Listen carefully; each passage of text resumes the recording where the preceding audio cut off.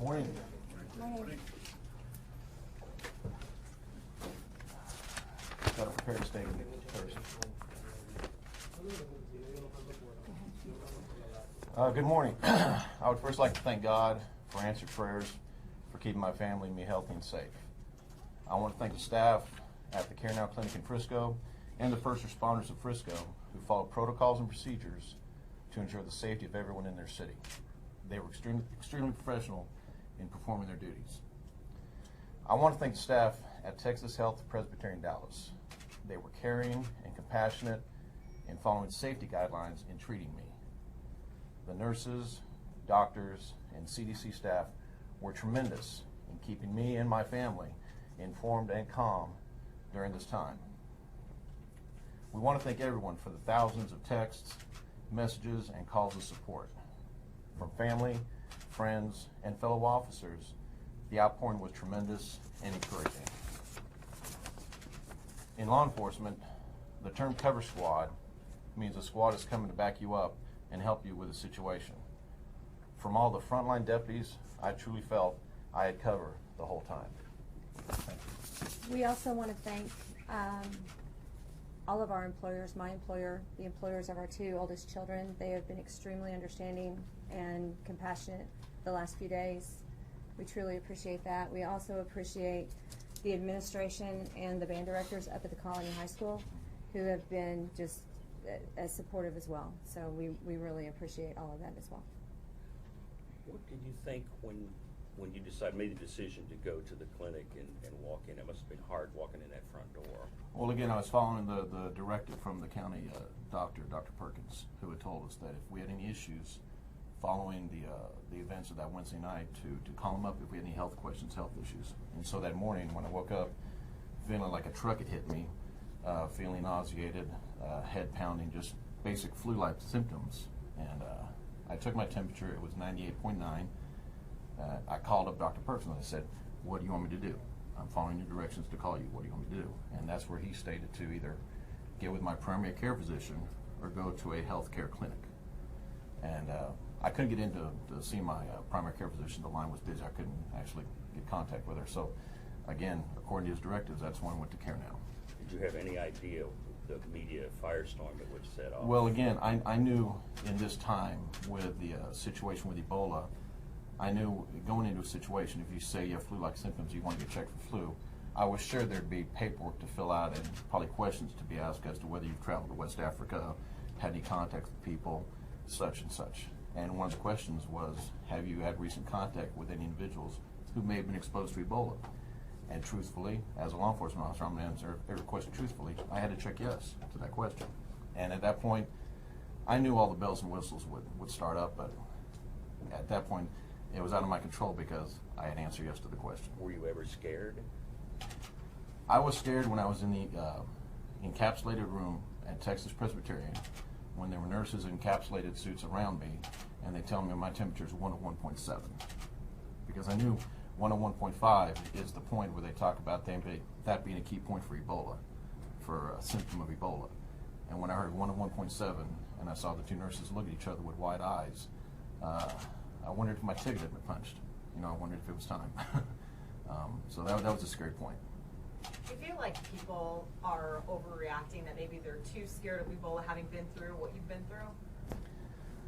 I don't think in this time frame right now, with this being such a new disease that's into our country for the first time, I don't think you can be overly protective. I think the public needs to be informed, which I feel it is taking place in steps. I think this is a good wake-up call for us as Americans, that there are diseases out there that may not have been prevalent in our country before that may be introduced and has been introduced, such as Ebola. And I think it's just a case of making sure the public is informed. And I had no problem with the protocols and guidelines that were taking place in treating me. I understood why it happened. It kept me safe. It kept my family safe. It kept the citizens of Dallas County safe. So I understand totally why the protocols were taking place. In hindsight, would you have gone to the Care Now facility again, or would you have called 911, ambulance, or driven yourself to the hospital? In hindsight, again, I was following what the county doctor told me to do. And that's what we were following. We had a meeting with the county doctor, the deputies who all went into the department that Wednesday night, we had a meeting with the county doctor and Zach Thompson Friday afternoon, because we had questions concerning what had taken place. We were told to bag up our uniform and boots. We found out that our vehicles had been quarantined and were declared hazmat areas. So we had some questions as to what's going on with us personally. And so at that point, again, they said if there's any issues, call us up and we'll let you know what you need to do in regards to going to your primary care physician or to a healthcare clinic. So in hindsight, I would follow the directions again. And what was the reaction in the Care Now when the nurse saw the form check that you had been around Ebola? Again, I was placed into a room. An initial nurse came in, and she wasn't covered in any garb or any protective gear, and asked, so you're here for a flu checkup? And I said, yes, I'm here for flu-like symptoms. And if you'll see on the box that I checked, I kind of went the backstory of what had occurred. She left the room, and about 10 minutes later, a doctor comes in full garb, protective gear, gloves, and states that we're having to follow some protocols right now. And I knew at that point it was going to be a long, drawn-out affair. And I was just hoping that I was healthy. When you went on Wednesday to that apartment, what did you do in the apartment? What was your possible exposure? Again, when we went to the apartment, again, our job was to escort Zach Thompson, Dr. Perkins, to the apartment. We went in just to make sure everything was safe. I was actually the first one. I knocked on the door, and I was the first one in the apartment. I did that just to make sure the apartment was safe. Again, I'm a law enforcement officer. We had 2 civilians with us. I don't want them entering an apartment right off the bat. I want to make sure it's safe. So I went in first. I turned on the light switch, so I touched the light switch, touched the doorknob, and stepped in the apartment, stepped into the living room area again, just to make sure it's safe, and everybody was following behind me. What exactly was wrong? Was it the flu? I had a viral infection. They were not able to identify it, but I had a viral infection of some type. Were you given any medication for that infection? I was given fluids throughout the whole time I was there. I was giving morphine the first day, yesterday, or Wednesday, for my pain, for the headache and the body ache, the flu-like symptoms I was feeling. And I was also giving some type of medicine for the cough I was incurring. Again, a viral infection, a virus has to run its course. They really didn't give me any antibiotics for the virus. How do you feel now? I feel good. I'm tired. I'm a little mentally drained right now. Just I'm happy I'm safe. I'm happy my family's safe. I'm happy that citizens of Dallas County are safe. And again, that procedures were followed and everything got cleaned out and cleared out, and that I'm clear. Can you describe what it was like in that apartment? How were the people coping? Do you remember? They were scared. It was obvious that, again, touched on that this is a new situation in America. It was clear that they were scared. There were questions that they weren't sure what was happening. I think from minute to minute, and it was just a lot of uncertainty in their eyes. When you went to the apartment, did you knocked? Did you ever thought about covering yourself? I mean, you're talking about an Ebola patient that had stayed there. Did you ever thought about covering your face, your mouth? When we had actually staged at a gas station with Zach Thompson and Dr. Perkins and my lieutenant and 2 other deputies, when we had kind of staged and kind of decided how we're going to do this, we asked Dr. Perkins and Zach Thompson whether we needed any type of protective gear, and they told us at that point that nobody at that time was symptomatic, so we would be okay. So we did not have any protective gear of any type, no gloves, no masks, nothing like that. You must have had a lot of faith in them then. Again, I'm a law enforcement officer. I'm not a healthcare worker, so I'm trusting in a healthcare professional. If he tells me I'm okay, I'm trusting that I'm okay. How about you, Lisa? What did you think of that? As we said before, this is a new illness that's come over to our country. You have years of research, but it's in a different environment now. You don't know how it's going to react, but I had to believe that what the health professionals were telling my husband was accurate. So did you tell him you thought he was crazy for going in there when he got home that night? No, I don't question what he does professionally. He's good at his job. For them to tell you to go into that apartment not wearing protective gear and then to turn around and take your clothing and pull your cars from the force, Why do you think they made those changes right afterwards? And do you know what happened to your clothing and those cars? My clothing is still double bagged and basically in my garage. That's what kind of started raising the questions in my mind when the next day when I received a call from the day shift lieutenant in the traffic section to bag up my uniform and the boots I'd worn. And I said, okay, is there any other news? And nothing else was transferred to me. And then on my way to work that day, I hear that my vehicle that I'd driven was being quarantined. Again, that's where questions started rising as to, do I need to start thinking about something with me? And so again, I think with the fact that this was all new to all of us, the administration, the health department, I think there was a lot of stuff that was happening on the fly. And again, it's just a situation I think maybe in the future, step back and kind of take a deep breath. Let's address what we need to do. Let's think about, what-ifing stuff and maybe think about some specific protocols. And there's 4 other people from your department with you, right, that went Yes. into the apartment? Yes. Their clothes were taken too. Were their cars also taken? I believe there were 4 or 5 total Okay. cars for the department quarantine. Have you guys been monitored at all by health officials since then? I know there was like a temporary leave. Are you back from that now? Well, right now, from the situation I incurred, the doctor at Texas Health Presbyterian, she told me to take a couple days off to kind of relax, get my feet back on the ground, and kind of decompress. And so she's actually has me off today and Friday and Saturday. My work week, I'm off Sunday, Monday, Tuesdays. So she said, great. She said, I want you off Friday and Saturday, and you go back to work on Wednesday. So I'll be back at work on Wednesday. And I've informed the county of that I will be back at work on Wednesday. How about the 4 others? Have they had any health? I can't speak for them. I'm not sure what the situation is.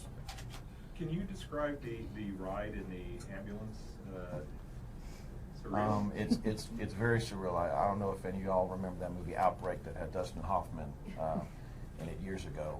But when you walk out of the Care Now Clinic, and I was in that protective garb, and I see an ambulance that the interior is encased in this plastic sheet, and the two firefighters, EMS workers, are encased in their encapsulated suits. And you kind of crawl in under the plastic. It's a little daunting. It's a little wow, this is really happening. And again, the ride downtown, we were running code. I heard the lights and sirens going. I believe there was an escort. I don't know, but it was just to look up and see the plastic bagging everywhere, and it was a little scary. A little scary. Conversation between you and the paramedic in the back. I mean. He was professional, asking me again, hey, how you doing? You're gonna be okay? We're on our way. He'd let me know we're about 15 minutes out, 10 minutes out.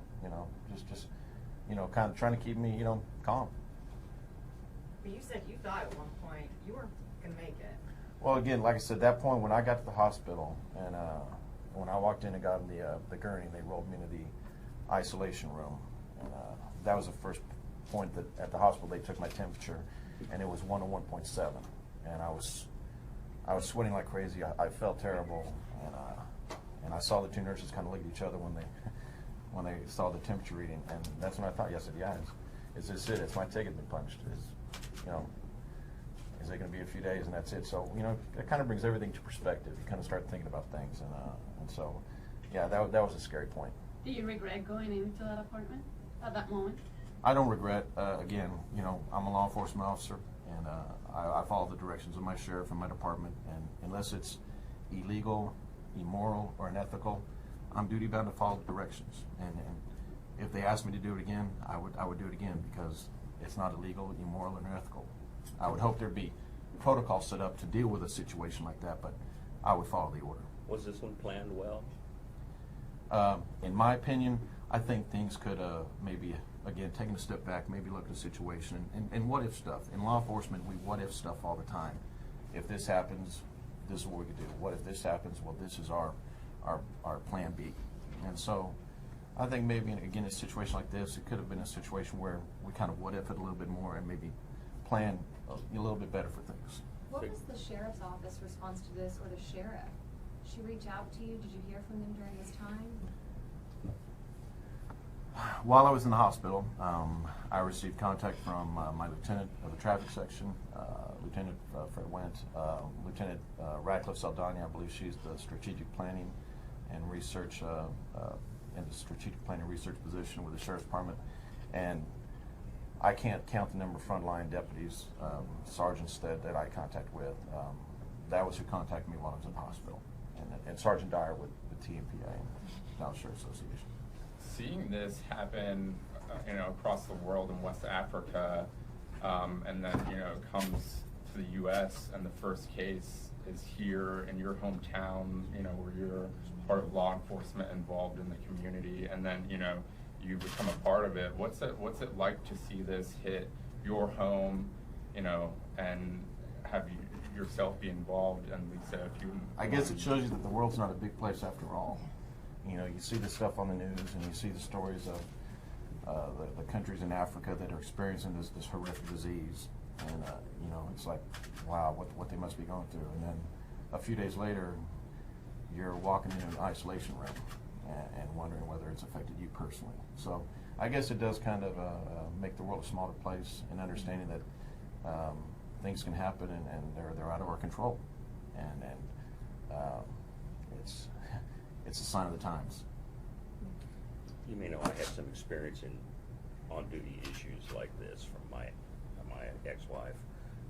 Did the county come in the next thing and ask you to sign anything, a declaration of not to sue or anything of that nature No. afterwards? That happened to me, so I was just kind of curious. No. You watch some football this weekend? Absolutely. Yes. I watched some football last night. Yes. It was nice. What was going through your mind when the possibility came up that your husband might have this virus? Well, when I got the call from Mike that he wasn't feeling well, it was actually Wednesday morning, and I was in Atlanta on business. He called and asked me how I was feeling. I said, I'm fine. Why? He said, well, and he gave me his symptoms, and I said, okay. He said, what do I do? I said, you follow what Dr. Perkins told you to do. And that's what he did. The rest of the time was spent trying to get home to him, which was a very long flight. And it was scary because, you hear all the studies and all the research that says there's no way that he could have been exposed, but yet he's having possible symptoms. And you wonder, is this really the case? Is the research really correct? And yeah, it was hard to go through the last 48 hours, that we've gone through, but, it proves the research is correct. I'm glad it is. Yeah. Describe the moment when the doctors told you that you were negative. Oh, the doctor came in, I forget her name, she's the infectious disease doctor. Do you remember her name? I can't remember her name. Wonderful doctor at Texas Presbyterian. She came in and told me this, and I broke down. I mean, I broke down crying, and I just said, it was, I guess, just a load off my chest. And all the calls and texts started coming in, and it was just, it's a wonderful feeling to know that you're going to be okay. It's a wonderful feeling. In law enforcement, we deal with the unknown all the time. In whatever capacity of job you do, it's just part of our job that you accept that this could be your last day based upon any type of call you're going to. But most of those times you can control things. It's that little bit that's out of your control that is the unknown. And this was, again, that out of my control. It was that unknown factor. And when she came in and said, you're good to go, boy, all the nurses came in and they were like, yay, yay. And it was a very good feeling. Did you go running out of that isolation room, screaming down the hallway? Well, I was still attached to numerous IVs at that point, so I really couldn't run out. But it was just it was happy. They came in. They didn't have their encapsulated suits on. They weren't stopped at the door to go through their procedures of taking off their suits before they left the room. They came in and they were fine. So I was a lot more relaxed, a lot more happy.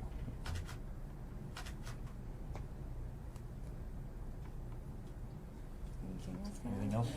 Think you're less stressful than you thought it might be right here? I might not want to do this again. But thank y'all. What for anyone who might go through this again, what advice would you give them? Don't panic. Yeah. Again, if I follow procedures, and as any law enforcement officer knows, you follow procedures and you do things by the book, by the way things are set out. And so, yeah, if I was told to go to another department, I'd have to go to another department. And if it happened again, I'd have to follow procedures and go through it again. But again, the main point is that procedures were followed, and it was ensured that I was clear. And so there's now no threat to Dallas County. My family's clear. I would do it again. What was the hardest part for you? Was it being in isolation and not able to see your family? Oh, yeah. I mean, the doctors would come up, well, the nurses would come up, and my wife had actually written a handwritten note, and they came up and placed a handwritten note against the glass, and so I could read the note. And so, I can't see her, but she's telling me, she loves me and everything. So, yeah, that's the hardest part, not seeing your family. Luckily I had my phone with me. It was a contaminated item at that point, so it couldn't leave the room with me. So I had my phone. So I was able to keep in contact by phone and text. Did you have television in there? I had a television, but I really didn't turn it on a lot because most of it was about me. So I didn't want to watch it. Sergeant, you can look straight ahead, but when you were in that moment, it's a moment that causes you to pause and reflect, isn't it, sir? Oh, yes. Yeah. Again, like I said, both times when I heard my temperature, how high it was, again, that made me pause and reflect. Wow, is this it? And I'm 47 years old. Is this, time I'm punching out? And you start thinking about, everything you've achieved in your life and your family and everything. And it does bring everything, kind of clarifies everything. And then the second point, when you're told all clear, again, is that breath of fresh air. I'm happy I'm here and I'm safe. Again, my family's safe, and it's a new day. It's a new day. Lisa, let me ask you that same question. Look ahead, Okay. but I saw you nodding in agreement. As you were on that very long flight from Atlanta, it gave you pause, and you were reflecting certainly over your marriage, your life, right? Yeah. Just kind of cemented the fact that I'm probably the luckiest woman in the world to be married to this man. And the thought of the entire flight, all you could think of is, what if I lose him? What if I lose him? What am I going to do? And I just couldn't accept that. And I had to make a connection in New Orleans. And as we were on the approach to land in New Orleans, I looked out the window and there was a rainbow. And I knew everything was going to be okay. Thank you all. Thank you, Thank folks. you. Thank you. That's a period. Thank you. Don't drink too many beers this weekend, Are you kidding? but have a few. Friend delivered margaritas last night, okay? We got good friends. Thank y'all. Thank y'all very much. Thank you. Thank you. We're in your